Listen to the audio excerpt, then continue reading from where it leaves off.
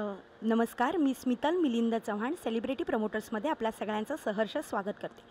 आपल्याला नेहमीच असे प्रश्न पडत असतात जेव्हा आपण खूप साऱ्या मालिका बघत असतो की अरे नवीन मालिका कधी येणार. तर येस, आता कलर्स मराठीवर आता नवीन मालिका म्हणजेच अबीर गुलाल ही मालिका सुरू होणार आहे आणि त्याच मालिकेतील शुभ्रा म्हणजेच गायत्री दातार हिच्यासोबत आज आपण गप्पा मारणार आहोत. तर येस, नमस्कार. मला तुला विचारायला आवडेल की ॲक्च्युली खूप वेळाने तू असं कमबॅक केलंस. आय नो की सगळ्यांना हा प्रश्न पडला की तू कमबॅक केलंस खूप वेळाने, पण जो मधला पिरियड होता त्यातली मला तुझी जर्नी ऐकायला खूप आवडेल. सो जो मधला पिरियड होता माझा फर्स्ट शो आणि आता ऑलमोस्ट 5 वर्ष होतील. कधी ऑगस्टमध्ये 5 वर्ष होतील. त्याच्यात ह्यामधल्या काळामध्ये मी अनेक शोज केले, नाटक केलं. त्याच्यानंतर माझ्या स्वतःवरती खूप काम केलं, वेगवेगळे ॲक्टिंग वर्कशॉप्स केले, माझ्या बॉडीवर वर्क केलं, आवाजावरती वर्क केलं. सो अशा बऱ्याच गोष्टी मी या 5 वर्षात करत होते आणि हा जर्नी खूप कमाल होता. ॲज अन ॲक्टरसुद्धा, ॲज अ पर्सनसुद्धा मी खूप ग्रो झाले या 5 वर्षात. बिग बॉसमुळे मी खूप ग्रो झाले. चला हवा येऊ द्या मी करत होते. एक दीड वर्ष मी चला हवा येऊ द्या करत होते. सो तेव्हाही मला खूप शिकायला मिळालं, मला खूप मज्जा आली.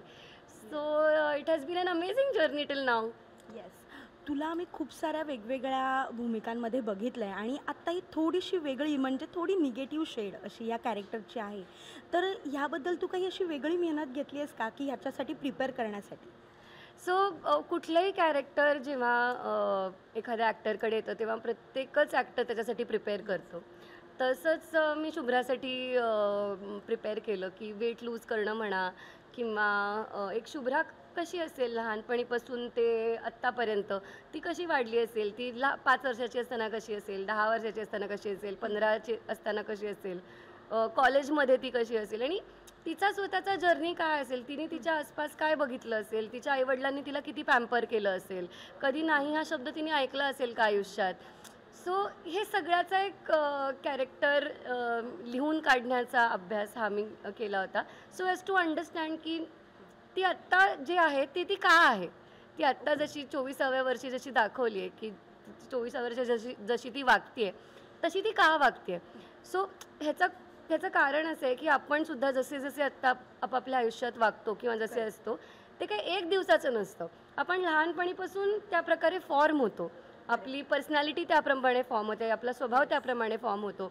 तसाच एक शुभ्राचा स्वभाव आणि शुभ्राची पर्सनॅलिटी मी लिहून काढायचा प्रयत्न केला as an preparation for Shubhra. Yes, खूप मस्त अभ्यास केला आहेस तू आणि त्याचे रिझल्ट नक्कीच आम्हाला बघायला मिळतीलच.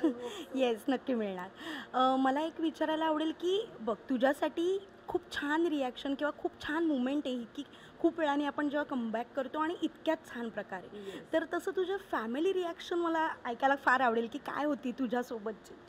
ऑफकोर्स माझी फॅमिली पण खूप एक्साईट झाली, एस्पेशली माझी आई, वहिनी, दादा, बाबा सगळे खूप एक्साईट झाले आणि दे वर लाईक की बरं झालं तुला तुझ्या मनासारखं काम फायनली मिळालं.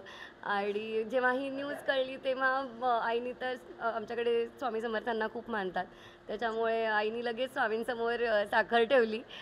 म्हणजे मला एक खूप गोड जेस्चर वाटलं. खूपच छान. आणि मला तुला विचारायला आवडेल की आत्ता ह्या सेटवर फॅमिली झालेली असते ज्यांच्यासोबत आपण घरच्यांपेक्षा थोडं एक्स्ट्रा वावरत असतो, तर त्या फॅमिलीबद्दल मला ऐकायला आवडेल तुझ्याकडून. हे तू खरं बोललीस की 12-12, 13-13 तास शूटिंग असतं, कधी कधी त्याच्या पलीकडे पण एक्सटेंड होतं. आणि जेव्हा तुम्ही डेली सोप करत असता तेव्हा हे शूटिंग रोज असतं तुमचं आणि वर्षानुवर्ष असतं. त्याच्यामुळे ऑफकोर्स इथल्या माणसांबरोबर एक वेगळी अटॅचमेंट, एक वेगळी फॅमिली तयार होते.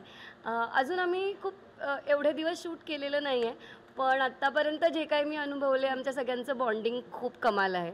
आणि ओव्हरऑल जी एनर्जी आहे सगळ्या को आर्टिस्टची म्हणा, मग अक्षय असू दे, पायल असू दे, बाकी सगळे को आर्टिस्ट असू दे, आणि मेन म्हणजे आमची आर्टिस्टची टीमच खूप आहे. कारण आम्ही आमच्या तिघांच्या फॅमिलीज, माझ्या ऑफिसमधले लोक, हे दोघं जिथे काम करत असतात तिथली माणसं.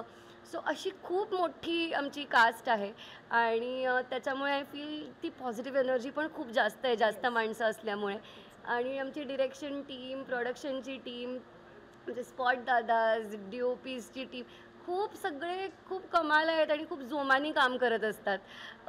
त्याच्यामुळे खूप मजा येते आणि आय एम शुअर की मला कायम असं वाटतं की जर आम्ही एखादा प्रोजेक्ट करताना आम्ही जर मजा करत असू ना, तर ती मजा कायम प्रेक्षकांपर्यंत पोचते आणि ते प्रोजेक्ट नक्की आवडतं लोकांना. येस, नक्कीच. आणि मला तुझ्याकडून एक ऐकायला असं आवडेल किंवा म्हणजे कसं आहे बघ, तू आणि तुझं हे आत्ताचं कॅरेक्टर ही जी एक स्पेस असते ना, त्याचं तू थोडं कुठे रिलेट केलं आहेस का? किंवा असं कोणती म्हणावं सीन घडला आहे का, की हे तू कुठेतरी रिलेट केलंस, अरे मीही असं काहीतरी वागले होते, असं काहीतरी झालं आहे का? सो सीन असं नाही म्हणता येणार, पण ऑफकोर्स म्हणजे ना आपण कोणीच असे कम्प्लिटली धुतलेल्या तांदळाचे नसतो. आपण सगळे all of us are grey. Any real human being is grey. आणि जे नसतील ते म्हणजे ते ग्रेट असतात. नॉर्मल आपल्यासारखी माणसं तर एव्हरीबडी इज ग्रे. आणि आय फील शुभ्रामध्ये बदल्या काही क्वालिटीज तुझ्यामध्ये सापडतील, काही क्वालिटीज माझ्यामध्ये सापडतील, काही क्वालिटीज इथे बसलेल्या बाकीच्या लोकांमध्ये सापडतील. सो त्यातली मला रिलेट झालेली काही क्वालिटीज शुभ्राच्या सीन नाही म्हणता येणार, पण काही क्वालिटीज ज्या माझ्यात आणि तिच्यात सिमिलर आहेत. दॅट इज मीही तिच्या इतकीच कॉन्फिडंट आहे. त्याच्यानंतर मलाही छान ड्रेसअप व्हायला, एक छान प्रेझेंट व्हायला मला खूप आवडतं. आणि शुभ्रा हुशारसुद्धा आहे. मला थोडीशी हुशार आहे असं मला वाटतं. म्हणजे मी मठ्ठ नाही आहे नक्की, तशी शुभ्रा पण नाही आहे. आणि ओव्हरऑल ना तिचा जो एक काय म्हणतात ॲटिट्यूड जो आहे ना, तो ॲटिट्यूड मात्र माझ्यात नाही आहे. पण मी तो खूप बघितला आहे माझ्या आसपास. अशा म्हणजे आपण इतकं लहानपणीपासून ऑब्झर्व करत असतो ना, आपल्याला कुठे ना कुठे अशा प्रकारची माणसं दिसत असतात की एवढ्या प्रमाणात नाही प्रॉबेबली, पण थोडंफार प्रत्येकामध्ये असतं. सो ऑफकोर्स मी या सगळ्या गोष्टी कधी ना कधीतरी आसपास माझ्या ऑब्झर्व केलेल्या आहेत, माझ्यात नसतील तरी.